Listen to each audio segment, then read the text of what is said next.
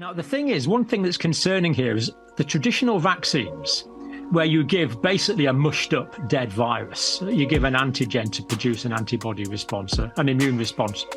But these have been tried and tested. We know how safe they are. We know how dangerous they are. And overall, they are pretty safe. Why on earth would you take an established safe product, chuck it out and replace it with a completely unknown product? It just doesn't seem to make any medical sense. You know, I like medical decisions to be conservative, to err on the safe side, only to go into the new areas where there's a significant risk of harm. And to be fair, these mRNA vaccines, some of them are going to be acting against particular cancers. But these are going to be given to people that have cancer already. And of course, people that have cancer already have got severe risk of getting a lot sicker. They've got severe risk of dying. In that situation, you'll be quite happy taking a risk.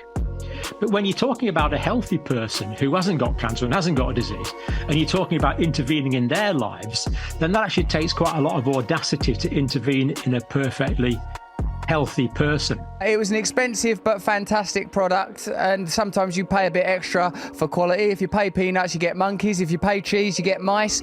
8 mice is how many some of the Moderna vaccines were tested on. So you know you are getting real quality over there at Moderna. Why we went for the mRNA type vaccine and not for a traditional antigen-based vaccine, don't think anyone's ever answered that question. So if I was trying to do this, I'd say, well, we've got this tried and tested technology. Basically, we take the virus, we brew the virus up in huge culture vats, we mush up this virus, and then we inject that into people. That's what the Chinese did. Why did we take the mRNA approach, which had never been done before? So we had the biggest pandemic that the planet has seen since the 1918-1919 influenza pandemic. And we introduced a completely new, untested technology to try and treat that. That's really quite strange that we would have done that. Really would have made more sense, you would have thought, to go for a tried and trusted technology. Did the vaccine do some good in the early stages? Yes, it did. I'm quite convinced it did. I had colleagues working in intensive care, and they were seeing people come in with this acute respiratory distress syndrome. And the vaccine did offer protection against people getting very ill.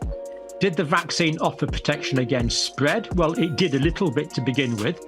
The protection against spread did go down as time went on, as the variants moved away from the original Wuhan type of virus that the original vaccine was designed for. But as well as that, we now know that the vaccine only works for a very short period of time. So the coverage actually declines really quite quickly. So that wasn't taken fully into account.